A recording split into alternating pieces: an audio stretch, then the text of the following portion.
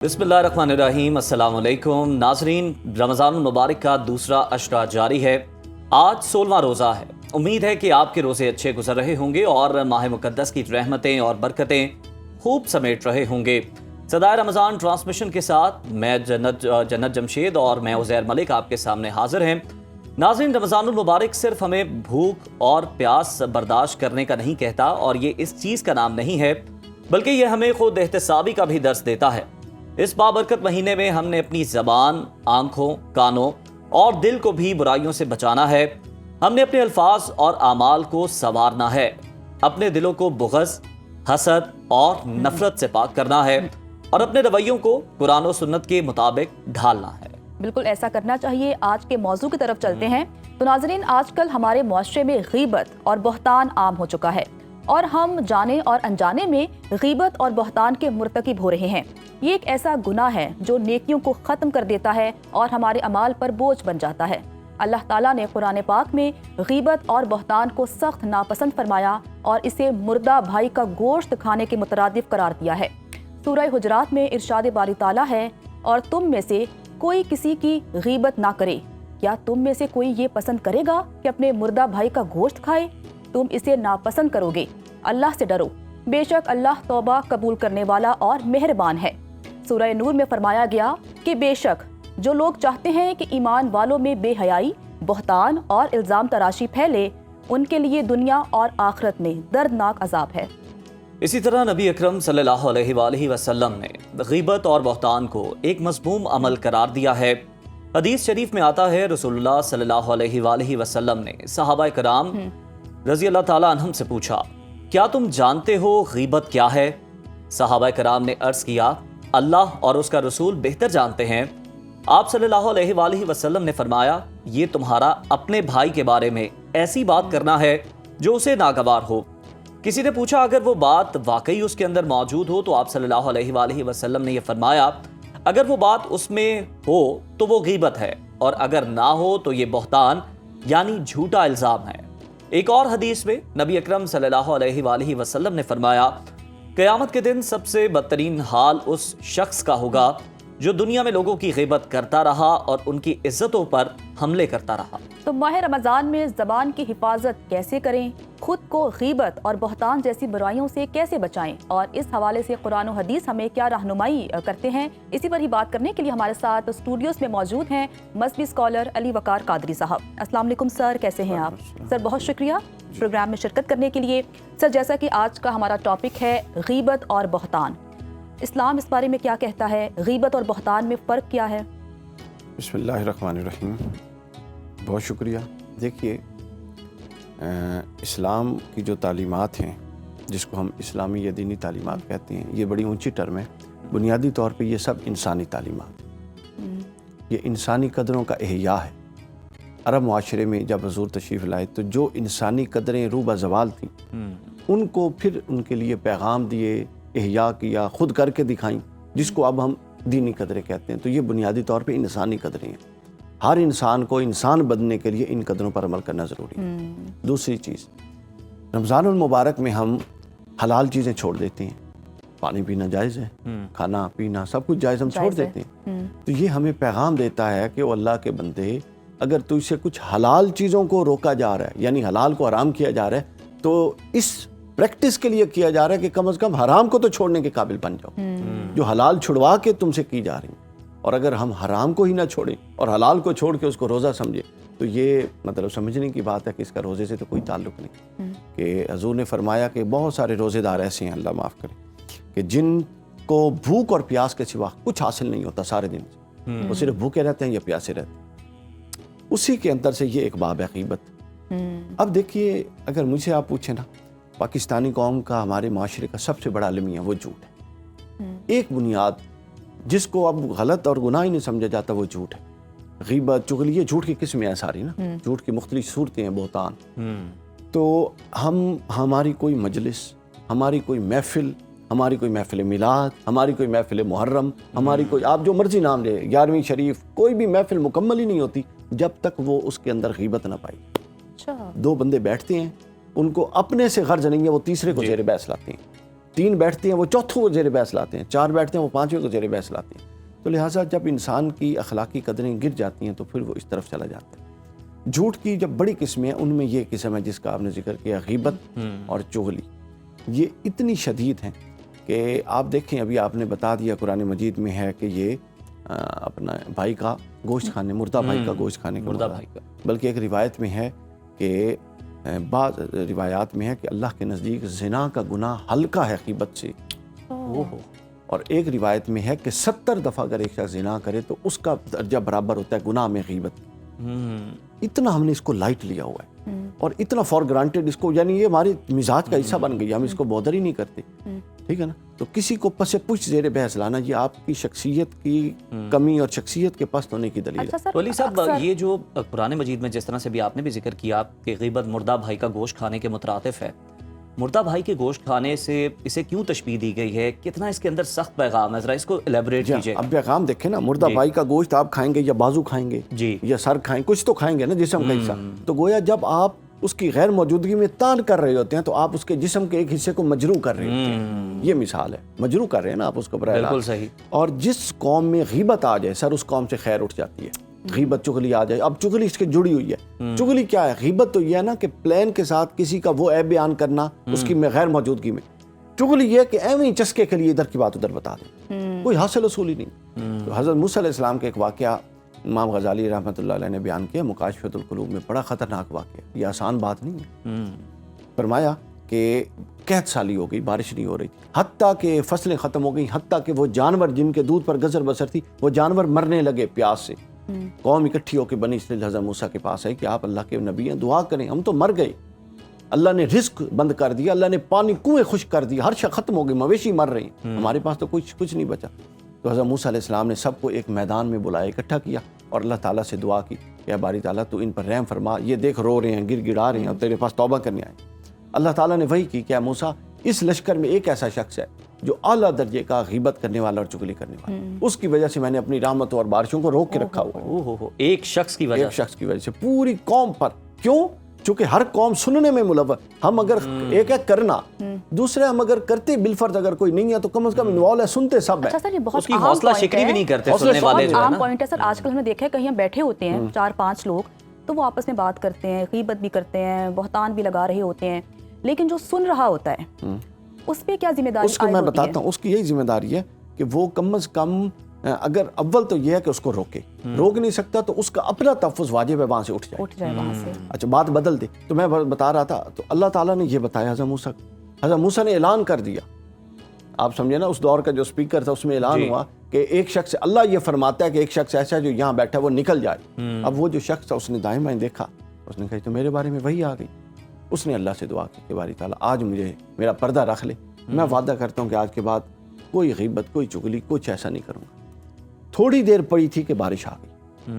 हज़रत मूसा अलैहिस्सलाम परेशान कि मजमे से तो कोई नहीं निकला, तो बारिश आ गई। हज़रत मूसा अलैहिस्सलाम ने अल्लाह से कलाम किया कि बारी ताला अभी तो कोई नहीं निकला, तो बारिश कैसे आई? अल्लाह ने फरमाया कि मूसा, वो जो चुगलखोर था उसने मेरी बारगाह में तौबा कर ली, तो लिहाजा उसकी तौबा की, उसके गुनाह की वजह से वो बारिशें रुकी हुई थी, तो उसने तौबा कर ली, बारिश आ रही। अगला बड़ा इंपॉर्टेंट पॉइंट, हज़रत मूसा ने फरमाया बारी ताला मुझे बता तो सही वो कौन है?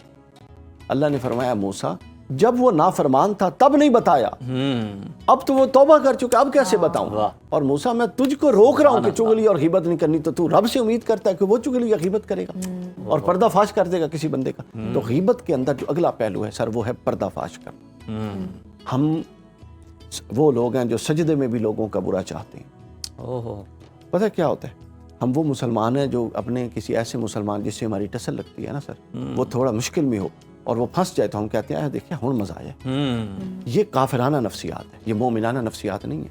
मोमिन तो किसी को परेशान देख के परेशान हो जाते, तो हम इस नफ्सियात के लोग होते जा रहे हैं और सेल्फ सेंटर्ड होते जा रहे हैं।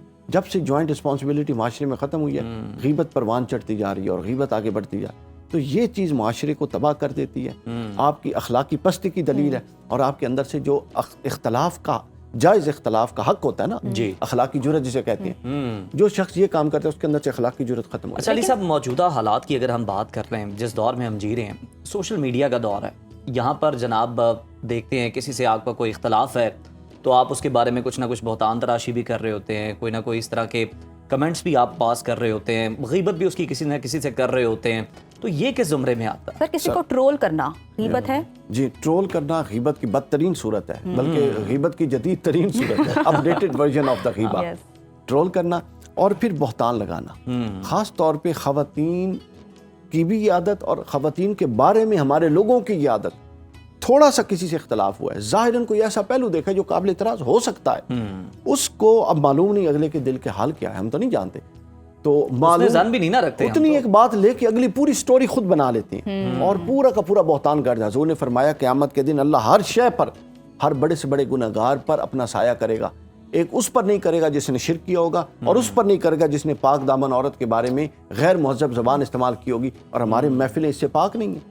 थोड़ी सी बात होती है जनाब उसके बारे में, मतलब अब किसी ने किसी बंदे के मर्द के ज़ौक़ का लिबास नहीं पहना हुआ, किसी को पसंद नहीं है जी, तो उसकी बुनियाद पर उसके किरदार पर बात करनी शुरू। यानी हम वो लोग हैं जो बंदों के काम छोड़े हुए हैं, अल्लाह के काम हमारे हाथ में है सारे के सारे। हमने ये पिछले प्रोग्राम में बात की जी। तो बंदों पर हुक्म लगाना कि वो कैसा है, उसका दिल कैसा है, उसकी नीयत कैसी है, वो अच्छा या बुरा है, ये मेरा काम नहीं है। ऐन मुमकिन है कि सारे के सारे अमाल उठा के रद्द करके फेंक दिए जाएं, और ऐन मुमकिन है अल्लाह ताला एक छोटे से अमल की वजह से राज़ी हो जाए। एक हदीस है इमाम गज़ाली ने बयान की कि जब बंदा मरता है उसका नाम अमाल अल्लाह के पास जाता है। अब ये बड़ी अहम बात है, ये वाली नाम अमाल अल्लाह के पास जाता है। अल्लाह फरमाता है ये अमल इसको, इस पर लाइन फेर दो, इसको डिलीट कर दो, इसको ख़त्म कर दो, इसको ख़त्म कर दो। फिर फरमाता है इसको भी लिख दो, इसको भी लिख दो, इसको भी। मलाइका कहते हैं कि बारी ताला जो ख़त्म करवा रहा है ये तो इसने किए थे, ये जो बैठे हैं ये बताते हैं, और ये जो तू लिखवा रहा है क्यों लिखवा रहा है, ये तो इसने किए ही नहीं थे। अल्लाह फरमाता है कि तुम्हें मैंने तसर्रुफ दिया था, जिस्म तक तुम देखते थे, तुम्हें दिलों का हाल जानने का तसर्रुफ नहीं था, वो मैं ही जानता हूँ। तो ये जो अमाल कटवाए हैं ये मेरे बंदे ने किए थे, मगर इससे मेरी रजा मकसूद नहीं थी, ये किसी और को राजी करने के लिए ये कर रहा था, लिहाजा जो किसी और को राजी करने के लिए करे मेरे लिए उनकी कोई हैसियत नहीं, ख़त्म कर दे। और जो लिखवाए हैं अल्लाह फरमाता है इस काम के करने की इसने इखलास से नीयत की हुई थी मेरी रजा के लिए, किसी के पास मौका नहीं हुआ, किसी के पास वसाइल नहीं हुए, कर नहीं सका, लेकिन इखलास से नीयत की हुई थी। तो लिहाजा नीयतों की बुनियाद के आपके अमाल वजन नहीं हो, आपके अमाल का वजन नहीं होगा, जो हम कहते हैं ना अमाल तुलेंगे, अमाल का वजन नहीं होगा, आपकी नीयतों का वजन होगा। आपकी नीयत अगर अच्छी होती है ना, अल्लाह ताला आपके रास्ते बनाता है, आपकी नीयतों का वजन होगा। और गीबत बताती है कि बंदा बदनीयत है, बहतान बताता है कि बंदा बदनीयत है। अगर सही नीयत का होता तो उसको खलवत, हजरत अली का कौल है, फरमाया कि गीबत यह है कि पीछे बुराई बयान करो।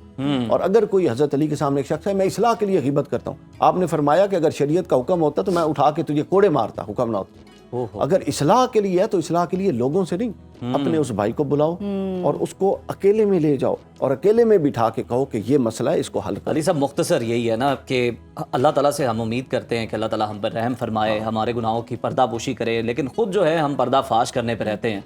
तो इस चीज़ को हमें दुरुस्त करने की बहुत हद तक ज़रूरत है। बहुत शुक्रिया अली साहब आपके कीमती वक्त का। और नाज़रीन, हस्बे साबिक major general retired Mohammad Arif Waraich की किताब मेरा रब मेरा दोस्त से एक ईमान अफरोज़ इक़्तिबास आपके साथ हम शेयर करते हैं। किताब के सफ़ा 121 पर फाजिल मुसन्निफ मुसलमानों के लिए मुसीबतों और आजमाइशों को भी अल्लाह की रहमत करार देते हुए एक हदीस मुबारका नकल करते हैं। हज़रत अबू सईद खुदरी रज़ी अल्लाह ताला अन्हु से रिवायत है कि नबी करीम सल्लल्लाहु अलैहि वसल्लम ने फरमाया, किसी मुसलमान को कोई बीमारी, दायमी तकलीफ़, हुज़्न, अज़ियत और गम लाहक नहीं होता, हत्ता कि कोई कांटा तक नहीं चुभता, मगर अल्लाह करीम उसके इवज़ उसके गुनाह मुआफ़ फरमाते हैं। इसी हवाले से एक और हदीस में मोहम्मद बिन खालिद सलमी अपने बाप के वास्ते से अपने दादा से रिवायत करते हैं कि रसूलुल्लाह सल्लल्लाहु अलैहि वसल्लम ने फरमाया कि जब अल्लाह ताला किसी बंदे के लिए कोई दर्जा और रुतबा मुतय्यन कर देते हैं और बंदा अपने अमल के सबब उस तक नहीं पहुंच सकता, तो उसे जिस्मानी, माली या औलाद के एतबार से किसी तकलीफ़ और आजमाइश में मुब्तला कर देते हैं, फिर उसे उसमें सब्र करने की तौफीक अता फरमाते हैं, यहाँ तक कि उसे उस मर्तबे पर पहुँचा देते हैं जो मन जानिब अल्लाह करीम मुकर्रर हो चुका होता है। सुभान अल्लाह, क्या ही खूबसूरत और हौसला देने वाली हदीस हैं। हम अक्सर ज़िंदगी में आने वाली परेशानियों को बदकिस्मती समझ बैठते हैं, लेकिन ये अहादीस हमें सिखाती हैं कि अल्लाह अपने बंदों को आजमाइश में डालकर ना सिर्फ उनके गुनाह माफ़ करता है, बल्कि उन्हें वो मकाम अता करता है जो सिर्फ इबादत के ज़रिए हासिल करना मुमकिन नहीं होता। हमें चाहिए कि जब भी कोई मुश्किल आए हम ना उम्मीद होने के बजाय सब्र और शुक्र का दामन थामे रखें, क्योंकि अल्लाह के फैसले हमेशा हमारे हक में बेहतर होते हैं, चाहे हमें इसका फौरी इदराक हो या ना हो। और यही वो यकीन और ईमान है जो हमें ज़िंदगी की मुश्किलात का सामना करने का हौसला देता है। अल्लाह हमें सब्र, इस्तिकामत और अपने फैसलों पर कामिल भरोसा करने की तौफीक अता फरमाए। आमीन। यहाँ पर ब्रेक शामिल करते हैं और ब्रेक के बाद जब वापस आएंगे तो आप देख सकेंगे हमारा इफ्तार पकवान सेगमेंट। तो देखते रहिए सदाए रमज़ान। अस्सलामुअलैकुम। सुनो रमज़ान ट्रांसमिशन की इफ्तार पकवान में आपको खुशामदीद कहती हूँ। मैं हूँ नजफ राजा। नाजरीन, इस वक्त मैं अपने किचन सुनो किचन में मौजूद हूँ। यहाँ पर हमारे साथ ताउन किया है डालडा ने, सबरोसो ने, 7 अप मिक्सेस ने, और इसके साथ साथ आज ऑलपर्स भी है हमारे साथ। हम उनकी क्रीम यूज़ करेंगे। लेकिन इस किचन में मैं दाखिल हुई हूँ लाइफ बॉय हैंड वॉश से अच्छे तरीके से हाथ धोकर, ताकि जम से हम रह सकें पाक।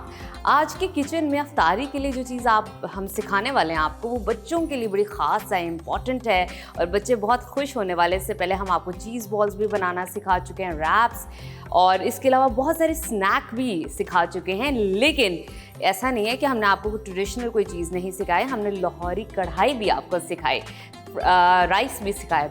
अब हम मज़ीद स्पैगेटी से रिलेटेड क्या बनाने वाले हैं, उसके लिए मैं चाहूँगी अपनी शेफ़ को दावत देना, जो कि अनम शेख हैं। अस्सलाम वालेकुम। वालेकुम अस्सलाम। कैसी हैं आप? ज़बरदस्त। आप कैसी हैं? बहुत हसीन जोड़ा और हसीन लग रही हैं आप, शदीद। आपने मेरा रोज़ा बना दिया, आपने मेरी मुझे पहले बता दो, मैं पहले दिन से ये बात। बहुत शुक्रिया, आप भी बहुत प्यारी लग रही है माशाल्लाह। So much.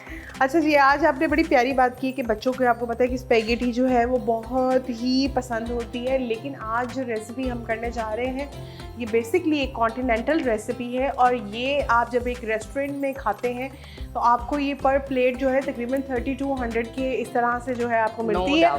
उतने में ही आप पूरे घर वालों के लिए जो है ये पूरा मील रेडी कर सकते हैं। तो आज बेसिकली हम बनाने जा रहे हैं mix herbs with garlic spaghetti. अच्छा, 3 स्टेप्स में होगी ये रेसिपी आज की। पहले हम चिकन को कुक करेंगे, फिर एक तरफ हमारी स्पैगेटी कुक होगी, फिर एक तरफ हमारी सॉस कुक होगी। थोड़ा सा काम आज ज्यादा है, बट ये है कि क्विक होने वाले। अगर आप बात नहीं, अगर बच्चे खुश हो जाएंगे, आपकी फैमिली खुश हो जाएगी, तो थोड़ा सा काम और भी कर लेंगे। तो यहाँ पे हम कहते हैं पहले अपना ग्रिल पैन ऑन कर लेते हैं, और इसको ऑन करके हम छोड़ देते हैं। और आज इस रेसिपी में हम यूज़ करेंगे डालडा का जो ऑलिव ऑयल है, वो इस रेसिपी में जाएगा। हेल्दी पॉइंट ऑफ व्यू से बड़ी ही अच्छी ये रेसिपी है।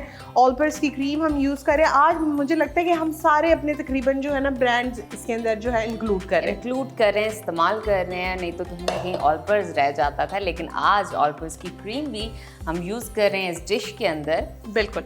अच्छा जी, इधर मैंने लिए हैं चिकन फिलेट्स। इस तरीके से आपने उनको पतले पतले फिलेट्स में कट कर लेना है। मतलब एक जो बोनलेस आपकी जो ब्रेस्ट होती है, उसमें से आराम से 6 फिलेट्स जो हैं वो निकल आते हैं। तो आप इजीली जो है इसके 6 फिलेट्स, अगर आपसे खुद नहीं होते तो मार्केट में आप किसी को भी कह के जो है इसके फिलेट्स करवा सकते हैं। तो इसकी मैरिनेशन स्टार्ट करते हैं। मैरिनेशन के लिए सबसे पहले मैं इसके अंदर ऐड करूँगी, हमारा चिकन चला जाएगा। चिकन के साथ हम इसके अंदर ऐड करेंगे गार्लिक पाउडर। गार्लिक पाउडर का इसके अंदर बहुत अच्छा फ्लेवर आएगा। साथ में इसमें सॉल्ट जाएगा। हम पेस्ट यूज़ कर सकते हैं, पेस्ट भी यूज़ कर सकते हैं, लेकिन गार्लिक पाउडर का बहुत अच्छा फ्लेवर आता है। टेस्ट से थोड़ा सा फ्लेवर चेंज हो जाएगा। ठीक है। सॉल्ट टू टेस्ट इसके अंदर जाएगा। साथ में हम इसके अंदर ऐड करेंगे थोड़ी सी वाइट पेपर, ब्लैक पेपर जाएगी इसके अंदर। थोड़ी सी जो है हम इसके अंदर ऐड करेंगे रेड चिली क्रश, बिल्कुल थोड़ी सी, 1/2 टीस्पून के करीब, क्योंकि ये मिक्स हर्ब्स चिकन है तो मिक्स हर्ब्स इसके अंदर तकरीबन 1 टीस्पून के करीब हम ऐड करेंगे। साथ में ही हम इसके अंदर ऐड कर देंगे मस्टर्ड पेस्ट तकरीबन 1 टेबलस्पून भरकर, और साथ में हम इसके अंदर ऐड करेंगे जी lemon juice. Lemon juice basically क्या करेगा कि आपके चिकन को बहुत अच्छा सा जो है वो टेंडर करेगा। अच्छे तरीके से आपने इसको मिक्स कर लेना है। और मैं जो है ऑलिव ऑयल ले लेती हूँ। इसके अंदर जो है हम थोड़ा सा डालडा का ऑलिव ऑयल जो है वो इसके अंदर ड्रिजल करेंगे, लाइक फॉर 1 टेबलस्पून के करीब। ठीक है। और इसको भी हम यहाँ रखते हैं क्योंकि अभी हमें इसकी दोबारा ज़रूरत पड़ेगी। अच्छी तरीके से मिक्स करना। आपने इसको मैरिनेट करके चिकन को तकरीबन आप रख दें फॉर लाइक 2 घंटे के लिए, तो चिकन में बहुत अच्छी सी जो है वो मैरिनेशन रच जाएगी। बिल्कुल ये अच्छे तरीके से हो गए हैं मैरिनेट। और अब हम इसके अपने पैन में ऐड करेंगे थोड़ा सा ऑलिव ऑयल, जो कि हम यूज़ कर रहे हैं डालडा का। जहाँ ममता वहाँ डालडा, और डालडा और माओ का साथ है 80 साल पुराना और बहुत ही ट्रस्टफुल बॉन्ड है। आपने हमेशा अपनी नानी दादी को भी डालडा का नाम लेते हुए उनका इस्तेमाल करते सुना होगा, और डालडा का बॉन्ड है ही ऐसा, ना बदले ज़माना ना बदला डालडा। बिल्कुल। अब मैंने फ्लेम को नीचे से कर दिया है बंद, ताकि एकदम जब हम चिकन फिलेट डालें तो इसके ऊपर जो है वो बिल्कुल जल ना जाए। बिल्कुल ठीक है। तो थोड़ा सा ये कुक हो जाएगा तो हम इसके नीचे जो है फ्लेम को ऑन कर देंगे। तो ये ग्रिल पैन क्या करेगा, बेसिकली हमें बहुत अच्छी सी जो है वो लाइन जो क्रिएट हो हाँ जाती हैं चिकन के ऊपर या मटन के ऊपर या स्टेक के ऊपर, ये वो बेसिकली ग्रिल पैन इस चिकन को देगा। बिल्कुल। तो 4 फिलेट जो है वो गुड इनफ है। अगर आप ऑर्डर इसको आपने थोड़ी देर कुक होने का टाइम देना है। अगर ये थोड़ी देर कुक होगा तो उससे क्या होगा कि आपकी लाइंस बड़ी अच्छी सी जो है वो क्रिएट हो जाएंगी। जब ये लाइंस क्रिएट हो जाएंगी तो हम इसकी साइड चेंज कर देंगे और फिर इसको हम हल्की आंच पे कुक करेंगे। 7 to 8 मिनट्स इन फिले का कुक करने का टाइम है। 4 each साइड। बिल्कुल ठीक है जी। इफ्तार की महफिल अधूरी लग रही है, एक और कप टपाल दानेदार का भी इंतजाम कर लें। बस कुछ देर और फिर इफ्तार के बाद चाय का पहला घूंट लेने का मजा ही कुछ और है। तो अब इसकी जो है चेक कर लेते हैं थोड़ा सा। अब इसकी फ्लेम को कर लेते हैं ऑन नीचे से, और जितनी देर में इसकी ये लाइंस क्रिएट हो रही हैं इस तरफ मैं स्टोव ऑन कर लेती हूँ।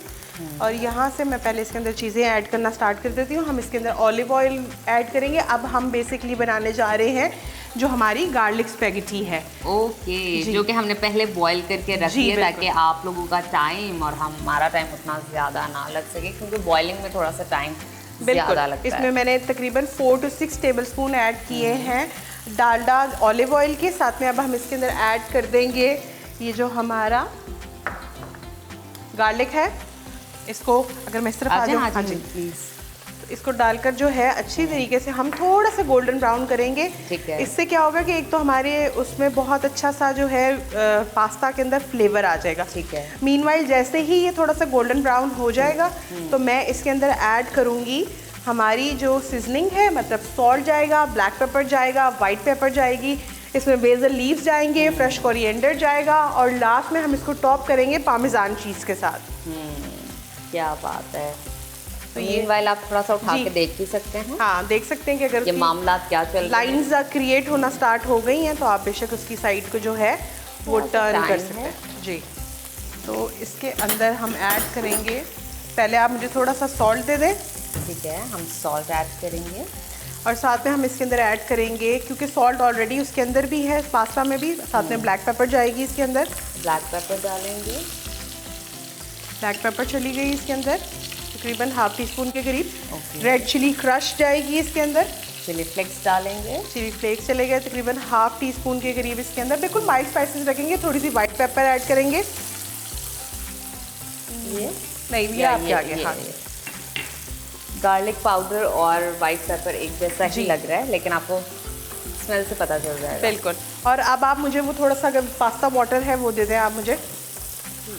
अच्छा, ये पास्ता वाटर का क्या माजरा है? पास्ता वाटर बेसिकली जब पास्ता बॉईल कर रहे होते हैं तो उसके अंदर से जो वाटर निकलता है उसकी है। ठीक है, और वही डालना जरूरी है? वो डाल लें, अगर रेगुलर वाटर है वो डाल लें, आपकी अपनी अच्छा। पर्सनल चॉइस है।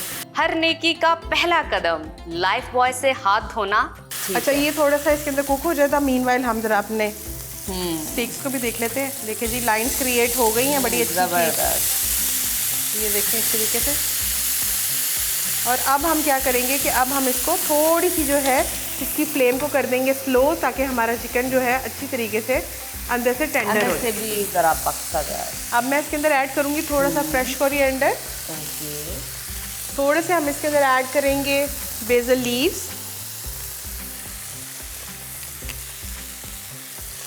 बड़ा अच्छा सा इसका जो है फ्लेवर आता है आपके खाने के अंदर, और आपके राइस के अंदर बहुत अच्छा आता है। आप इस हम अपने पहले शोज में आपको बता भी चुके, जब हमने अफ्तारी बनाई तो हमने बेसल लीव से एक ड्रिंक भी तैयार किया था 7 अप मिक्सेस के साथ, जो बहुत ही रिफ्रेशिंग ड्रिंक था। आप वो भी कर सकते हैं। तो इसके बड़े फ़वाद हैं। वैसे भी ये हेल्थ पॉइंट ऑफ व्यू से लीव्स बहुत अच्छे होते हैं, स्टमक के लिए बहुत अच्छे हैं। आप कहवा भी बना सकते हैं। एग्जैक्टली। अब ये हो गया है। अब मैं इसके अंदर ऐड कर दूँगी ये जो हमने पास्ता बॉईल करके रखा ठीक हुआ है, है, स्पैगेटीज ऐड कर जी, देंगे। तकरीबन 1 पैकेट। तो अब मैं 2 स्पून का इस्तेमाल करते हुए डेफिनेटली मिक्स करेंगे।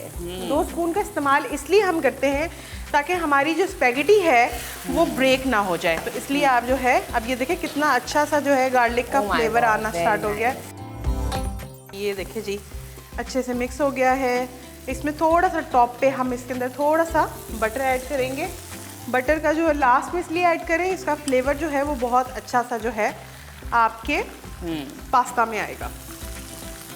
बिल्कुल ठीक। और मीनवाइल हम अपने चिकन को भी देख लेंगे। जी बिल्कुल, चिकन को आप देख लें और इसको अच्छी तरीके से मिक्स करेंगे। 1 से 2 मिनट सिर्फ हमने इसको स्टर करना है और हमारी गार्लिक स्पैगेटी जो है वो हो गई है रेडी।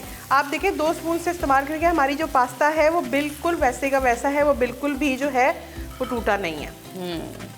तो ये देखें, इस तरीके से जो है आपने अपना इसको रेडी कर लेना है और स्टोव को कर देना है बंद। और अब हम इस साइड के ऊपर जो है अपनी सॉस रेडी कर लेंगे। नया Surf Excel deep action technology के साथ ये जिद्दी गहरे दागों को कपड़ों की तह में जाकर खींच निकाले। जिद्दी दाग जैसे कि केचप, चाय, कॉफी, करी, सालन, चॉकलेट, आइसक्रीम वगैरह जो कपड़ों की तह में चले जाते हैं, नया सर्फ एक्सेल अपनी डीप एक्शन टेक्नोलॉजी के साथ इन जिद्दी गहरे दागों को कपड़ों की तह से खींच निकालता है।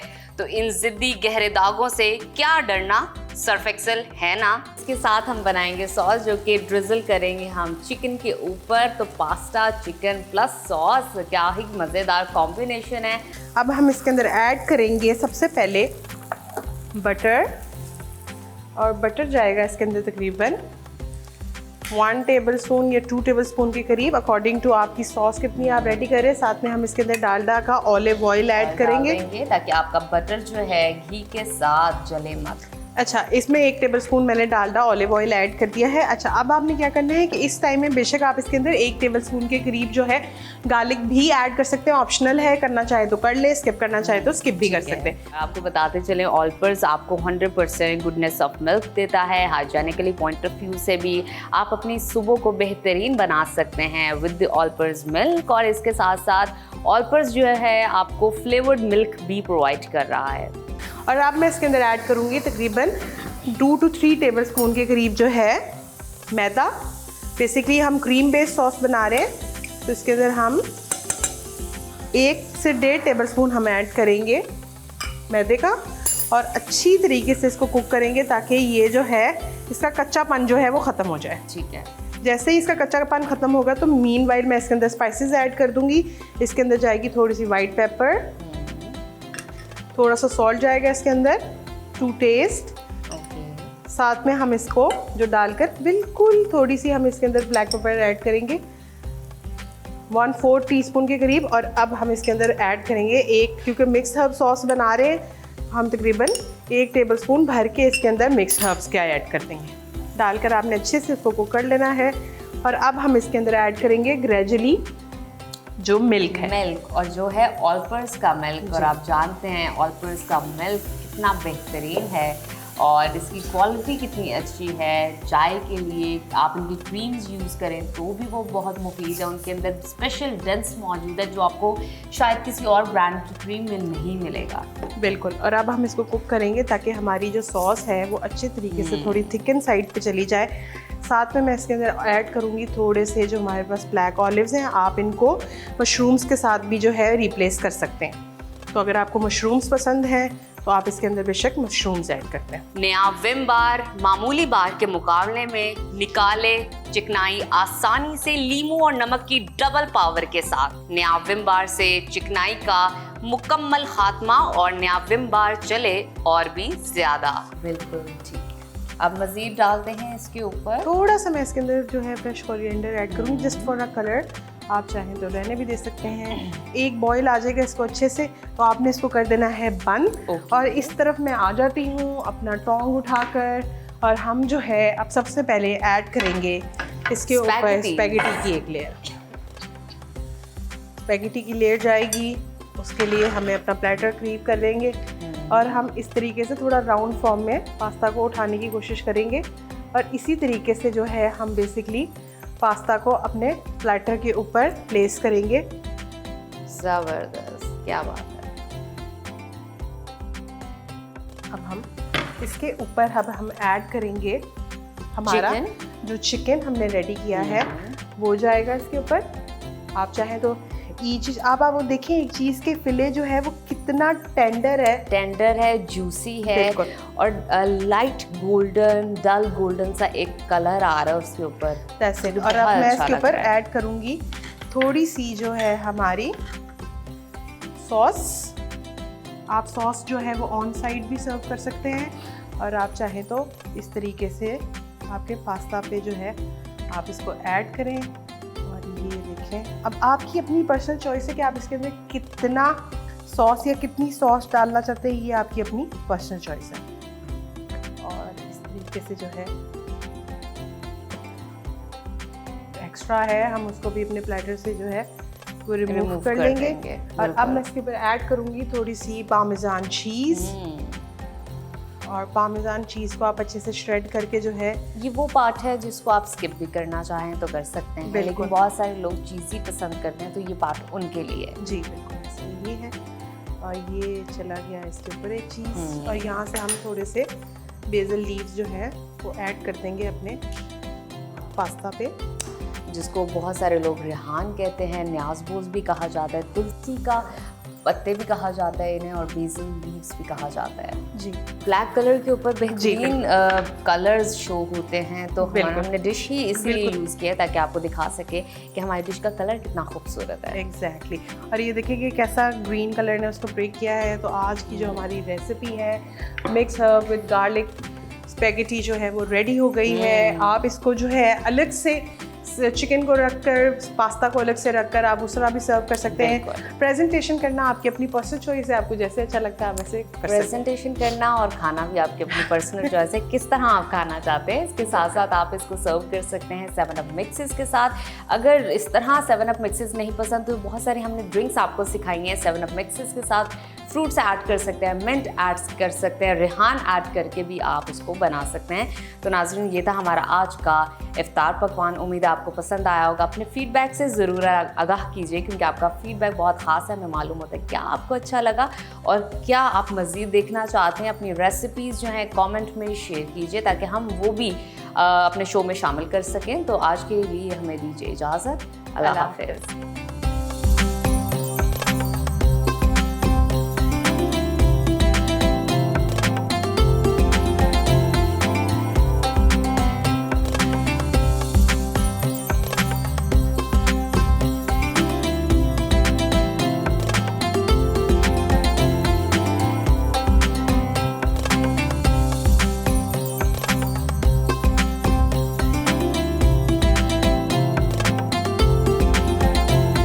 प्रोग्राम में अब बात करते हैं हमारे इंतहाई अहम सेगमेंट इस्लामी तहसीब व तारीख़ की। तो हम अंबिया की सरजमीन शाम पर बात कर रहे हैं। गुज़श्ता सेगमेंट में हमने हक़ व बातिल का एक अजीम और शान मार्का जंग मौता पर बात की थी और बताया था कि दमिश्क के बाद हज़रत खालिद बिन वलीद रज़ी अल्लाह ताला अन्हो ने कामयाब हिकमत अमली के ज़रिए किस तरह मुखालिफिन की इतनी बड़ी फ़ौज को शिकस्त दी और कैसे शाम को फ़तह किया। आज इसी सिलसिले को हम आगे बढ़ाएंगे और सरजमीन शाम और बरे सग़ीर के दरमियान तारीख़ी और तहजीबी ताल्लुक़ क्या है और दोनों ख़ित्तों का रिश्ता इस्लामी फतूहात के साथ किस तरह सकाफ़ती, तिजारती, इल्मी और रूहानी लिहाज से गहरा है। इसी पर गुफ्तगू करने के लिए हस्ब रिवायत रिसर्च स्कॉलर सैयद फहद अली काज़मी साहब हमारे साथ मौजूद हैं। काज़मी साहब, बताइएगा कि शाम और बरे सग़ीर के दरमियान तारीख़ी और तहजीबी ताल्लुक़ क्या है? थैंक यू ज़हरन जन्नत। आज हम शाम के ऊपर कॉन्वर्जेशन को कंप्लीट करेंगे इंशाअल्लाह, और हमेशा की तरह दाता गंज बख्श रहमतुल्लाह अलैह का वो कॉल मेरे पेश नज़र रहता है। हज़रत ने फरमाया था, सुनने वाले का मकाम बोलने वाले से बढ़कर है, क्योंकि जो सुनता है वह रब ताला की रज़ा के लिए सुनता है, जो बोलता है कभी रब की रज़ा के लिए बोलता है, बहुत दफ़ा अपने आप ही को राज़ी कर रहा होता है।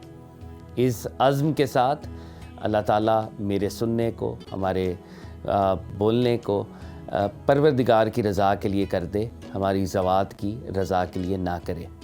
शाम पर कॉन्वर्जेशन जारी थी और लास्ट टाइम जो हमने 2-3 इंपॉर्टेंट टॉपिक्स आपसे शेयर किए थे, खालिद इब्न वलीद रज़ी अल्लाह ताला अन्हु जंग यरमूक के हीरो, जनाब बिलाल हबशी का तस्करा भी हुआ था कि बिलाल हबशी रज़ी अल्लाह ताला अन्हो बाब सग़ीर के अंदर दफन है और बाब सग़ीर में 300 सहाबा किराम दफन हैं। मगर शाम की कहानी तब तक मुकम्मल नहीं होती जब तक हम शाम का और अहले बैत अतहार का जो आपस का ताल्लुक़ है उस पर कॉन्वर्सेशन ना करें। ये वाक़या है 61 हिजरी का, जब नवासे रसूल इमाम अली मकाम इमाम हुसैन की शहादत होती है और तमाम बनु हाशिम के जो मेल एयर्स हैं उनकी शहादत होती है, इमाम अली मकाम के साथियों की शहादत होती है और बाकी बच जाने वाले काफ़िले को इराक़ से, कूफ़ा से और अल्टीमेटली शाम तक ले जाया जाता है और शाम के दारुल खिलाफा दमिश्क में लेके जाया जाता है।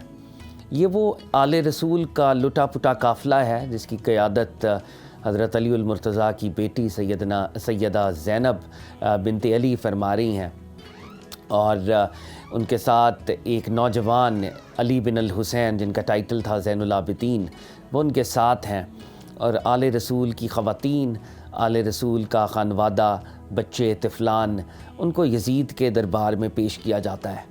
और ये अजीब तारीख़ है ख़ातीन हज़रात, शाम की जब हम बात करते हैं तो ये वही शाम है और ये वही शाम का दरबार है जहाँ पर अगर हम पिछली तवारीख़ को खंगालें तो हज़रत याहिया को शहीद किया गया था, हज़रत याहिया नबी अल्लाह अलैहिस्सलाम, और हज़रत याहिया अलैहिस्सलाम का सर वहाँ पर दफन था और अब ये यज़ीद का दरबार बन चुका था, मस्जिद उमैया जहाँ पे यज़ीद ने अपना दरबार लगाया हुआ था और आले रसूल को दमिश्क के अंदर प्रेजेंट किया गया और दमिश्क में यज़ीद के दरबार में सैयदा ज़ैनब ने एक यादगार खुतबा दिया और आपने अल्लाह और उसके रसूल सल्लल्लाहु अलैहि वसल्लम के मिशन को यज़ीदी दरबार के अंदर प्रेजेंट किया और वक्त के टायरेंट को, वक्त के आमिर को, वक्त के डिक्टेटर को आपने ललकारा।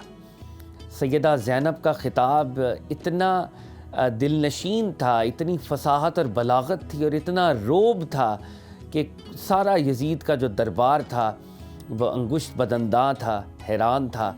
यूँ लग रहा था कि हज़रत अली उल मुर्तज़ा शेर खुदा करम अल्लाह वजहो ख़ुद ख़िताब फरमा रहे हैं। हज़रत ज़ैनब सलामुल्लाह अलैहा व रज़ी अल्लाह ताला अन्हा, आपका रोज़ा भी दमिश्क में है और हम ये कह सकते हैं कि शाम की कहानी आले रसूल के इस ज़िक्र के बग़ैर मुमकिन नहीं है कि मुकम्मल हो। और एक दर्जे पे जहाँ पे हमने यरमूक की बात की जो कि हमारा हाईएस्ट पॉइंट है हिस्ट्री का, और शाम की जो फतूहात के हवाले से वो हाईएस्ट पॉइंट है और बिज़ंटीनियन एम्पायर की शिकस्त एक हाईएस्ट पॉइंट है, इसी तरह यज़ीद के दरबार में सैयदा का ख़िताब एक मॉरल विक्ट्री है और दुनिया की तारीख़ में ऐसी मॉरल विक्ट्री आपको नज़र नहीं आएगी। और ये कहना, और मुझे ये कहने में कोई आर नहीं है कि अपने दर्जे पर बीबी सैयदा ज़ैनब सलामुल्लाह अलैहा बज़ाते ख़ुद फ़ातिह शाम है और आज तक जो आपका मज़ार है, आपका जो रोज़ा है, वो बहुत से लोगों को हक़ की दावत देता है और बहुत से ज़ायरीन जो हैं वो ज़ियारत के लिए तशरीफ़ लाते हैं। शाम का एक बरे-सग़ीर के साथ बड़ा इंटरेस्टिंग कनेक्शन है जो मैं आज चाह रहा हूँ कि जिस पर आज की बात को मैं कल्मिनेट करूँ। शाम औलिया अल्लाह का, सूफिया कराम का हमेशा से गढ़ रहा है, बल्कि सरकार दो आलम की वो हदीस भी मुझे याद आती है। सरकार दो आलम सल्लल्लाहु अलैहि वसल्लम ने फरमाया था कि मेहदी, इमाम मेहदी के हवाले से ये हदीस है कि मेहदी को बदर के सहाबा के मिसल लोग मक्का में पहचानेंगे, यानी जो इनिशियल लोग हैं जो इमाम मेहदी को रिकग्नाइज़ करेंगे वो 313 होंगे। उसके बाद इराक़ के औलिया और शाम के अब्दाल जो हैं वो आगे बढ़ेंगे और सैयदना मेहदी की बैत करेंगे, इनको रिकग्नाइज़ करेंगे। तो शाम हमेशा से औलिया अल्लाह का, अब्दालों का मस्कन रहा है। शाम के अंदर दमिश्क के शहर के पास एक बहुत बड़ा विलेज था, उस इलाके को, उस गांव को बैतुल जिन कहा जाता है। और बैतुल जिन में एक अल्लाह वाले की सूफ़ी लॉज थी, एक खानका थी। खानका के बाहर लिखा होता था, यहाँ पर आने वाले से उसका मज़हब नहीं पूछा जाता बल्कि खाना खिलाया जाता है। ये अल्लाह का एक बंदा जिसको तारीख़ अबुल फ़ज़ल ख़ुतली रहमतुल्लाह अलैह के नाम से याद करती है। अबुल फ़ज़ल ख़ुतली के स्टूडेंट्स पूरी दुनिया में फैले हुए थे, पूरी दुनिया में तबलीगी मिशन पे जाते थे और अल्लाह और उसके रसूल का पैगाम पहुँचाते थे। एक दिन हज़रत अबुल फ़ज़ल क़ुतली ने अपने तरबियत याफ्ता एक फ़र्द फ़रीद को तलब किया और उन्हें बुलाया और उन्हें कहा कि मैं तुम्हें हुक्म देता हूँ कि हिंदुस्तान के शहर लाहौर जाओ और लाहौर जाकर तबलीग करो।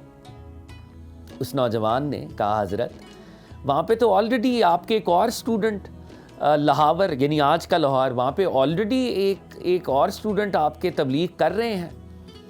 बुज़ुर्ग ने कहा, शेख अबुल फ़ज़ल क़ुतली ने कहा, जो मैं जानता हूँ आप नहीं जानते, आप लाहौर तशरीफ़ लाएँ। यूँ ये नौजवान शाम में बैतुल जिन दमिश्क के पास एक गांव, वहाँ से चलता है, शाम क्रॉस करता है, इराक़ क्रॉस करता है, ईरान क्रॉस करता है, कुछ हिस्सा अफ़गानिस्तान का क्रॉस करता है और बरे सग़ीर के अंदर दाखिल होता है और बरे सग़ीर में चलते चलते चलते रावी किनारे शहर लाहौर में डेरा डालता है। रात का वक्त है, शहर के दरवाज़े बंद हैं। ये अबुल फ़ज़ल क़ुतली रहमतुल्लाह अलैह का स्टूडेंट लाहौर के दरवाज़ों के बाहर क़याम फरमा है। सुबह होती है, दरवाज़े खुलते हैं, नमाज अदा होती है, एक जनाजा सामने पड़ा है और वो जनाजा उन्हीं के पीर भाई, उन्हीं के बैचमेट का था। अब सवाल ये पैदा होता है कि ये लोग, ये बैचमेट्स और ये स्टूडेंट्स कौन थे? तो हज़रत अबुल फ़ज़ल क़ुतली रहमतुल्लाह अलैह के नामवर स्टूडेंट, मायानास स्टूडेंट शेख अली बिन उस्मान हजवेरी अल मारूफ दाता गंज बख्श रहमतुल्लाह अलैह, उनके उस्ताद गिरामी ने शाम से उन्हें लाहौर की तरफ भेजा था। और वो जो हस्ती जो उनकी बैचमेट थी, जो ऑलरेडी लाहौर के अंदर मौजूद थी और जिनका इंतकाल हो रहा था और जिनके जनाजे को उन्होंने अपने सामने देखा, वो शेख हुसैन ज़ंजानी थे। और लाहौर की एक पुरानी बस्ती है जिसको चाह मीरा कहते हैं, वो इन्हीं बुज़ुर्गों के नाम पर थी। तो ये शाम का एक बहुत ही इंटरेस्टिंग सा कनेक्शन है जो बरे सग़ीर के साथ है। शेख अली बिन उस्मान हजवेरी अल मारूफ दाता गंज बख्श रहमतुल्लाह अलैह ने, जो असलन तो अफ़गानिस्तान के थे मगर शाम में तालीम हासिल कर रहे थे, उनकी रूहानी तरबियत हो रही थी, वो शाम से लाहौर आए और लाहौर आकर आपने तबलीग की और फिर ऐसी तबलीग की बरे सग़ीर के अंदर जो इस्लाम का आज हमें कला नज़र आता है, उस कले की बुनियाद में शेख अली बिन उस्मान हजवेरी अल मारूफ दाता गंज बख्श रहमतुल्लाह अलैह का एक बहुत बड़ी हिस्सा है, एक बहुत बड़ी कंट्रीब्यूशन है। लाहौर में आपने कश्फुल माजूब, जो तसव्वुफ़ की बहुत बड़ी किताब है, तसव्वुफ़ का एक टेक्स्ट है, उसको आपने तसनीफ़ किया, लाहौर में तबलीग की और पंजाब के अंदर ख़ास तौर पर आपके इन्फ्लुएंस को आज तक माना जाता है, महसूस किया जाता है। इक़बाल ने कहा था, सैयदे हजवेर मखदूम उमम मरकदे ऊ पीरे संजर राहरम। और ख्वाजा मोइनुद्दीन चिश्ती अजमेरी ने फरमाया था, कंज बख्शे फैज़ मज़हरे नूरे खुदा नाक़िसारा पीरे कामिल कामिलारा रहनुमा। अल्लाह ताला हमारे कलूब और अज़हान को सहाबा किराम, अहले बैत अतहार, बिलखुसूस औलिया कामिलीन की भी खुसूसी मोहब्बत हमारे कलूब और अज़हान को इनायत फरमाए और हमारे दिलों के अंदर वो वुसअत पैदा करे कि हम इन औलिया अल्लाह के पैगाम को समझ सकें, क्योंकि ये अल्लाह और उसके रसूल के सबसे बड़े सिपाही थे। Thanks a lot Syed Fahd Ali Kazmi साहब, बहुत शुक्रिया। आप शाम और बरे सग़ीर के दरमियान जो तारीख़ी और तहज़ीबी ताल्लुक़ है उस बारे में बता रहे थे। बहुत शुक्रिया प्रोग्राम में शिरकत करने के लिए। यहाँ पर वक्त हुआ एक ब्रेक का और ब्रेक के बाद दोबारा आपकी खिदमत में हाजिर होते हैं। देखते रहिए सदाए रमज़ान। ब्रेक के बाद सदाए रमज़ान में आपको खुशामदीद कहते हैं। ट्रांसमिशन में आगे बढ़ें और बात करेंगे सेहत और रोज़े की। रमज़ान ना सिर्फ रूहानी बल्कि जिस्मानी सेहत के लिए भी एक बेहतरीन ज़रिया है, मगर कुछ अफराद जो शुगर, ब्लड प्रेशर, सर दर्द, अस्थमा, गुर्दों के अमराज या दीगर तिब्बी मसाइल में मुब्तला होते हैं, उनके लिए रोज़ा रखना एक चैलेंज बन जाता है। ये सवाल अक्सर जहनों में आता है कि क्या शुगर, ब्लड प्रेशर या दीगर बीमारियों में मुब्तला अफराद रोज़ा रख सकते हैं या नहीं। अगर वो रोज़ा रखना चाहते हैं तो किन एहतियाती तदाबीर को अपनाना ज़रूरी है ताकि रोज़ा इबादत भी बने और सेहत पर भी मनफी असर ना डाले। सही मालूमात ना होने की वजह से मुख्तलिफ बीमारियों के शिकार कई अफराद या तो अपनी सेहत को नुकसान पहुँचा बैठते हैं या फिर गैर ज़रूरी तौर पर रोज़ा छोड़ देते हैं। इन्हीं अहम सवालात के जवाब जानने के लिए आज हमारे साथ मौजूद हैं मेडिसिन स्पेशलिस्ट हैं डॉक्टर जुनैद सरफराज साहब। डॉक्टर साहब, आपको वेलकम करते हैं। हमें सबसे पहले तो ये बताइएगा कि किन बीमारियों के शिकार अफराद को रोज़ा रखने से पहले अपने डॉक्टर से लाजमी कंसल्ट करना चाहिए? अच्छा, first of all thank you very much for inviting me in this very special transmission. इसमें देखें, हमें चीज़ें अंडरस्टैंड थोड़ी करनी होंगी। वो ये है कि रोज़े का किसी ख़ास बीमारी से क्या ताल्लुक़ है और क्या उसकी कुछ दवाइयों से ताल्लुक़ है, उसके स्केड्यूल से ताल्लुक़ है, या कुछ बीमारियों का इटसेल्फ कुछ रीजन ऐसा है कि वो रोज़े के साथ डिस्टर्ब होती हैं। इसमें पेचीदा चीज़ें ये हैं कि सबसे पहले आज रमज़ान चल रहा है, तो रमज़ान के लिहाज से बात करेंगे। रोज़े जो हैं वो आपकी जब आप रोज़ा रखते हैं जी, तो वो ये सारी चीज़ें आपके जिस्म के अंदर जो फास्टिंग चलती है उसके नतीजे में रमज़ान पे क्या इफ़ेक्ट होते हैं। अच्छा, एक चीज़ समझना हमारी आवाम के लिए बहुत ज़रूरी है कि ये कतन ममनू है कि आप डायबिटिक हैं तो आप रोज़ा नहीं रखेंगे। ये हमारी सोसाइटी के अंदर कुछ लोग हैं, मैं बीइंग अ डॉक्टर जब शाम को बैठता हूँ या मॉर्निंग में होता हूँ तो लोग आते हैं, डॉक्टर साहब बस तो फिर फिदिया दे देता है क्योंकि हम तो डायबिटिक हैं, हमें तो एक अल्लाह की तरफ से खुली छूट मिल गई। I am not Islamic scholar but I know little bit about this things, कि वो चीज़ें इस तरह हैं कि अल्लाह ताला ने भी फरमाया है कि अगर आप सेहतमंद हैं, अगर आपको कोई बीमारी लाहक है, सूरह बकरा के अंदर इसके इरशाद आए हैं कि आपने उस बीमारी की वजह से आप इतना डेडफुली एंड पे पहुंच गए हैं कि आप वो सारी चीज़ें नहीं कर पाते, तो फिर आप उसका फिदिया देंगे। अगर जो लोग डायबिटिक हैं, हेल्दी हैं, वो रोज़े रखेंगे और रोज़े रखने के बाद अपने डॉक्टर को कंसल्ट करेंगे। डॉक्टर को कंसल्ट करने के बाद अपनी कुछ डोजेज़ में एडजस्टमेंट करवाएंगे। अब सबसे पहला सवाल जो आता है, जो लोग आके आम हमसे मैसेजेस में भी बाकी जगहों पे भी पूछते हैं, वो ये पूछते हैं कि कौन कौन सी ऐसी बीमारियां हैं जिनमें रोज़ा रखना जानलेवा साबित तो नहीं हो सकता। तो उनमें सरे फहरिस्त जो बीमारियां, सबसे पहले मैंने तमहीद बता दी आपको। कोई भी बीमारी के लिए हम कतन ये नहीं कहेंगे कि रोज़ा बिल्कुल छोड़ दें, लेकिन कुछ डिपेंड करता है आप किस स्टेज पे हैं उसकी, बिल्कुल, उस बीमारी की। तो उसमें ये है कि डायबिटीज़ और हाइपरटेंशन जो है, ये दो वाहिद ऐसी बीमारियां हैं जिनमें हम पेशेंट को कहते हैं कि एक दफ़ा अपने प्राइमरी जो फिजिशियंस हैं, मॉलिज हैं, उनके साथ कंसल्ट ज़रूर करें। क्यों? क्योंकि आपकी दवाई के अंदर, आपके स्केड्यूल के अंदर कुछ ऐसी चीज़ों को अमेंड करके डॉक्टर ने आपको एक स्केड्यूल बना के देना है जिसको आप फॉलो करेंगे तो रोज़े के आप रख सकते हैं। अगर उसको फॉलो नहीं करेंगे, ख़ास स्केड्यूल को, ख़ास मेडिसिन की रूटीन को, तो रोज़े जो हैं वो आपके लिए जानलेवा भी साबित होते हैं। अच्छा, बताइएगा कि जैसा कि हम बात कर रहे हैं कि किसी को शुगर का इशू है या ब्लड प्रेशर का इशू है, रोज़े के दौरान अगर उसका बीपी हाई या लो हो जाता है तो उस सूरत में क्या करना चाहिए? रोज़ा तोड़ दे या फिर उसका कोई और हल है? देखें, बीइंग अ मुस्लिम, इस्लाम एक बड़ा फ्लेक्सिबल और बड़ा एडजस्टेबल रिलीजियस है। इसके अंदर देखें, हमें अल्लाह ताला ने फास्टिंग का, सब्र करने का एक अंदिया इसलिए दिया कि आप ये रोज़ा रखें। इससे आपको क्या मिलेगा? आपको फास्टिंग करके दूसरे लोगों का, जिस तरह वो भूख प्यास में रहते हैं, ये एक सब्र का फल मिलेगा आपको। अब मसला क्या है कि जो लोग रोज़े रख रहे हैं, फॉर एग्जांपल वो डायबिटिक था, हाइपरटेंसिव था, अब रोज़ा रखने की सूरत में उस पेशेंट का ब्लड प्रेशर या शुगर, दोनों की बात कर रहा हूँ, वो कम या ज़्यादा हो गए हैं। इस सिचुएशन में अब इस्लाम क्या कहता है, ये तो मजहबी स्कॉलर इस पे रोशनी डालेंगे, लेकिन मैं बीइंग अ डॉक्टर, जो हम लोग प्रैक्टिस करते हैं या हमें बड़ों से मिली हैं, वो यही है कि आप सबसे पहले लाइफ है, आपने उसमें अगर किसी की शुगर लो है फॉर एग्जांपल, तो कोई हर्ज नहीं है कि आप उसको ग्लूकोज की फॉर्म में शुगर लगाएं और रोज़े तोड़ने में उस वक्त कोई हर्ज नहीं है, क्योंकि वो जानलेवा उस स्टेज पे पहुंच चुकी है उसकी बीमारी। ड्रिप लगाएं। जी बिल्कुल, उसको ड्रिप लगाएं, रोज़ा नहीं टूटेगा। रोज़ा नहीं टूटेगा। अगर कुछ ऐसी सिचुएशन है जिसमें ड्रिप के अलावा कुछ ऑरली भी देना है, देखिए उस वक्त बंदे की लाइफ सेव करनी है हमने। वो एक ऐसी स्टेज में एंटर हो गया है, जिंदगी सेव करनी है। इस स्टेज में एंटर हो गया जहाँ पे अब रोज़े ने जो हमें सबक देना था उस पर इम्प्लीमेंटेशन की बारी अब आ गई है। तो वो बहुत आगे की बात हो जाती है कि अगर किसी का ब्लड प्रेशर लो हो गया है, शुगर लो हो गई है या शुगर बढ़ गई है, तो इसमें उनको ज़रूर जो है वो अपने मुआलिज से, किसी डॉक्टर से रजू करके उसका जो भी सद्देबाब है वो फौरी करना चाहिए।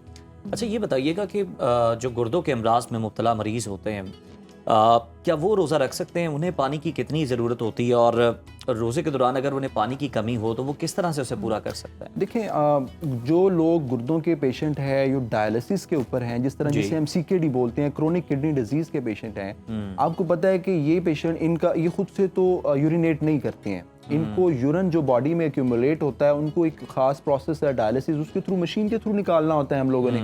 अब अगर ये लोग फास्टिंग करते हैं जी, तो बिल्कुल इनको भी फास्टिंग मना नहीं है। मैं सारे नाजरीन को यही बताना चाहूँगा कि कोई CKD का पेशेंट है, अगर वो, इसकी भी स्टेजेस हैं, अगर उसकी स्टेज 1, 2 में है तो उसमें बिल्कुल कतन मना नहीं है, वो रोज़ा रख सकते हैं, लेकिन विद ख़ास जो सिचुएशन है उनके साथ। अब ये है कि ऐसे पेशेंट, इनको डिहाइड्रेशन बहुत ज़्यादा जल्दी हो जाती है। जी क्यों? हाँ। क्योंकि उसकी वजह ये होती है कि ऑलरेडी वाटर इनटेक कम होता है, ये फोबिया होता है कि हम पानी ज़्यादा पिएंगे, यूरिन आना नहीं है, जितना पानी पिएंगे वो बॉडी में एक्यूमुलेट होना है, हमें डायलिसिस कराना पड़ेगा।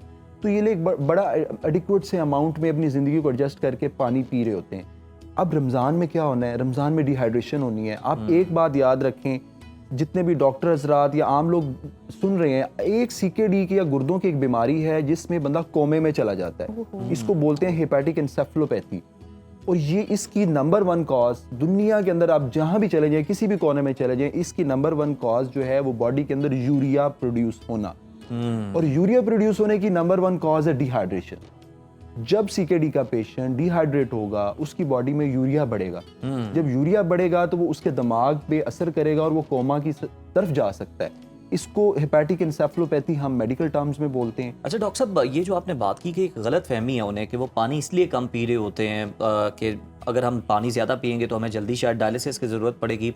ये बता दीजिएगा कि पानी वो कम पिए या ज़्यादा पिए, जितने वक्त के बाद उन्हें डायलिसिस की ज़रूरत पड़ती है वो तभी होंगे, या ज़्यादा पानी पीने से वो जल्दी भी डेट आ सकती है उनकी डायलिसिस कराने की? देखिए, इसके लिए ये एक बड़ा डीप क्वेश्चन है। आम लोगों को समझाने के लिए एक आम सादा अल्फाज में हम ये कह सकते हैं कि हमारी बॉडी के अंदर हमें हमारी बॉडी की कुछ इनटेक रिक्वायरमेंट है, कुछ हमारी बॉडी का फिर लॉस है, वाटर का लॉस बोल रहा हूँ। फिर उसके बाद हमारी जो इनसेंसिबल कुछ लॉस होता है। अगर हम यहाँ पे बैठे हुए हैं, ये लाइट की वजह से मेरी बॉडी का जो टेम्परेचर रेज हो रहा है, यहाँ से भी मेरा वाटर लॉस हो रहा है। तो हर बंदे ने अपनी रिक्वायरमेंट के मुताबिक पानी लेना है। और जो डायलिसिस के पेशेंट होते हैं, ऑब्वियसली एक बात इनमें होगी, अगर ये IV एक्सेसिवली लगवाएंगे, अगर ड्रिप्स बहुत ज्यादा लगवाएंगे, तो वो पानी इनकी बॉडी में एक्यूमुलेट होता है। तो एक डायलिसिस वाले पेशेंट को इसका सही अंदाजा होता है कि मैंने कितना पानी लेना है और कब किस मिकदार में मैं लूंगा तो एक खास इंटरवल के बाद मेरा डायलिसिस होगा। और इन लोगों के लिए है क्या, ये सहरी के अंदर क्या करें, पानी का ज्यादा इस्तेमाल करें। और ये रोजे को उस वक्त रखें जो रोजा खत्म होने के आखिरी 10-15 मिनट होते हैं। ऐसा नहीं करें कि आप अभी सहरी का एक इंटरवल स्टार्ट हुआ है, आप स्टार्ट में रोजा रख लें, आप पेशेंट भी हैं CKD के, उसके बाद आप अफ्तारी जो है वो करें, और ये लंबा ड्यूरेशन हो जाता है। और इस दौरान आपने करना क्या है, डिहाइड्रेशन के कुछ साइंस होते हैं, मुंह खुश्क होना, आंखों का खुश्क हो जाना, चक्कर आना, सर दर्द होना, इन पेशेंट्स को पता होता है। एक तो ये कि सहरी के अंदर आप पानी का ज़्यादा इस्तेमाल करें। मैं रिकमेंड नहीं करता हूँ, लेकिन बात यह है कि जो फैट वाली चीज़ें और कुछ प्रोटीनी चीज़ें हैं, अगर उस पेशेंट की बाकी सेहत अलाउ करती है तो वो ज़रूर ले कुछ खास मिकदार में। उसकी वजह यह है कि फैट और प्रोटीन आपके स्टमक में ज़्यादा देर स्टे करेगी। जब वो ज़्यादा, क्योंकि उसको डाइजेस्ट होने में टाइम लगता है, जब वो स्टे करेगी तो वो आपकी जो कैलोरीज की रिक्वायरमेंट है वो बहुत लेट जाके आपको और मीट करने के लिए ज़रूरत होगी बॉडी को। सही। तो इन लोगों के लिए ये रिकमेंडेशन होती है कि पानी का सहरी में ज़्यादा इस्तेमाल करें। और जब ये रोज़ा खोलते हैं तो एकदम से, ये सबके लिए है, डायबिटीज़ है, चाहे हाइपरटेंशन है, चाहे CKD के पेशेंट हैं। देखिए, हमने इसमें करना क्या होता है, डायबिटीज वाले पेशेंट में खास तौर पे हमने एकदम से शुगर को लो भी नहीं होने देना और एकदम से शुगर को बढ़ने भी नहीं देना है। होता क्या है, लोग रोजा रखते हैं, अब फोन कॉल कर रहे होते हैं कि डॉक्टर साहब हम इंसुलिन की जो सिरिंज होती है या हम शुगर के लिए जो प्रिक करेंगे हमारा तो रोजा टूट जाएगा। तो बड़ा ये अहम एक इशू है। हमारी जो पब्लिक है, बड़े लेमैन लोग हैं, बड़े सादा अल्फाज में उन लोगों को समझाना चाहते हैं कि इससे हमारा दीन इस्लाम बड़ा ही एक सिंपल सा और बड़ा एक कॉम्पैक्ट रिलीजियस है। डॉक्टर साहब, अगर किसी को सांस का मसला है, दमे का इशू है, तो अगर वो इनहेलर इस्तेमाल कर रहा है या कर रही है, उससे भी रोजा नहीं टूटेगा? अच्छा, मैं यहीं से बात कंटिन्यू करूंगा। ना ही शुगर चेक करने से रोजा टूटेगा, ना ही अगर उसकी शुगर लो हो गई है कोई IV लेने से, ना ही शुगर अगर बढ़ गई है तो इंसुलिन की डोज लेने से। और थर्डली आपकी बात की तरफ आ रहा हूँ, इनहेलर जो है ये आप डायरेक्ट आपके स्टमक में नहीं जाता है। अगर कोई एस्थमेटिक पेशेंट है, जब वो डिहाइड्रेशन करेगा, फास्टिंग करेगा, तो उसका जो एस्थमेटिक का अटैक होने की टेंडेंसी है वो बढ़ जाती है, क्योंकि उसके एयरवेज भी डिहाइड्रेटेड हुए हैं, वहाँ म्यूकस वो सिक्रीशंस जो होती हैं वहाँ पे टेंडेंसी बढ़ जाती है। अब आपने इनहेलर ले लिया, इनहेलर आपके स्टमक में नहीं जा रहा है, एक लाइफ सेविंग ड्रग है, आपको पता है वो आपके ब्लड में डायरेक्ट ऐड होके आपकी लाइफ को सेव कर रही है। इसमें भी कतन कोई ममनू चीज नहीं है कि आप इनहेलर लें। अच्छा डॉक्टर साहब, लास्टली ये बता दें, जो माइग्रेन के हैं और शदीद सरदर्द के जो मरीज होते हैं या किसी को शदीद सरदर्द हो गया तो इस दौरान आपको किन चीज़ों से बचना चाहिए, कौन सी एहतियाती तदाबीर जो हैं वो आप अपना सकते हैं, क्योंकि ऑब्वियसली मेडिसिन तो आप नहीं ले सकते रोज़े की हालत में। अच्छा, इसमें हमने जितनी भी बात की है ना, हमने कॉम्पैक्ट ओवरऑल जितनी भी इलनेसेस हैं जो लोगों को डायबिटीज़, हाइपरटेंशन, सीकेडी, को गुर्दों के इस इशू हैं, लंग्स के इश्यूज हैं या न्यूरोलॉजिकल कोई इश्यूज हैं, उन सब को मद्देनज़र रखते हुए हमने जनरली पब्लिक को अवेयरनेस देने की कोशिश की है।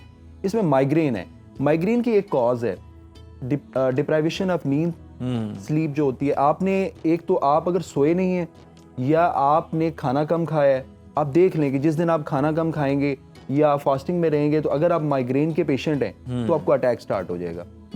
तो ये पेशेंट भी अक्सर आते हैं हमारे पास, क्योंकि इनमें करना क्या है, सिंपल, हमने कुछ भी नहीं करना, कोई रोज़ा ममनू नहीं है, रोज़ा रखेंगे अपने, सब लोग रोज़ा रख सकते हैं।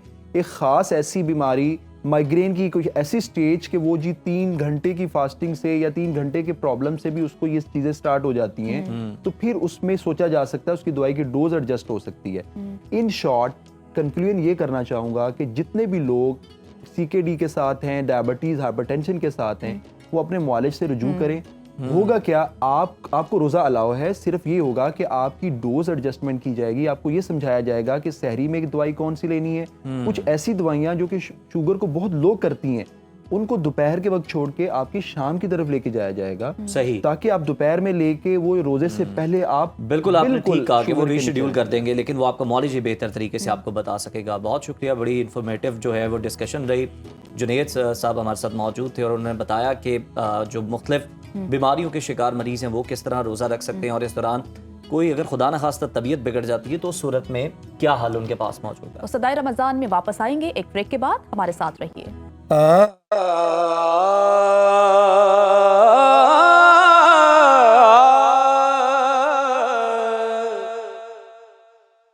सोचता हूँ मैं वो घड़ी,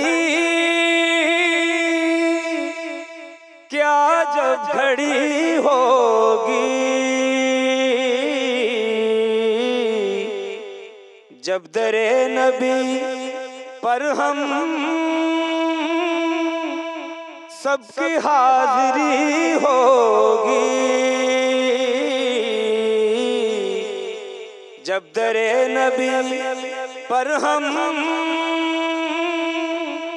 सबकी हाजिरी होगी। बात क्या है बादे सबा, इतनी क्यों मुअत्तर है, बात क्या है बादे सबा, इतनी क्यों मुअत्तर है। सब्ज सब्ज गुंबद को चूम कर चली होगी, सब्ज सब्ज गुंबद को चूम कर चली होगी। देखिएगा कि किबरिया के जलवों से क्या समा बंधा होगा, किबरिया के जलवों से क्या समा बंधा होगा। महफिले नबी जिस दम अर्श पर सजी होगी, महफिले नबी जिस दम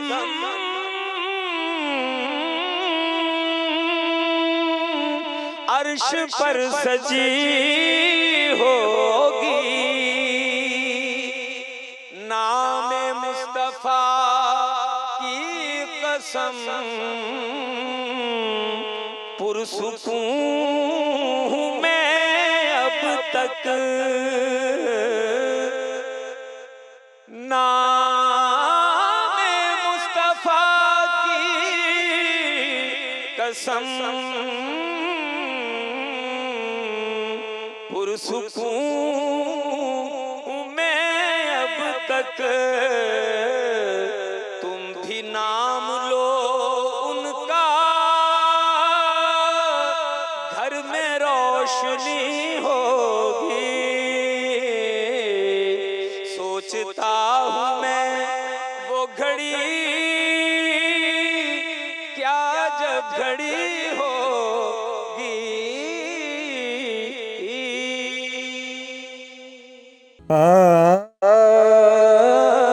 कल में दीवार सानू मेरा सलाम होवे।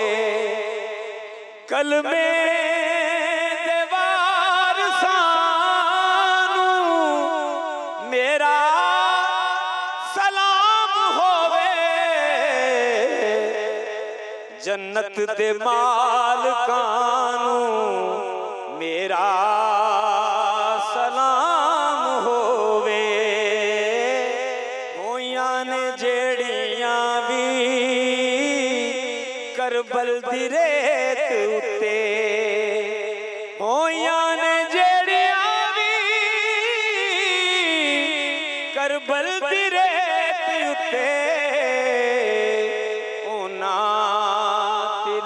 तिलावतानू मेरा सलाम होवे। ओना तिलावतानू मेरा सलाम होवे। पावे न लभे पानी शिकवा जरा न कीता, करबल दे सय्यदानू मेरा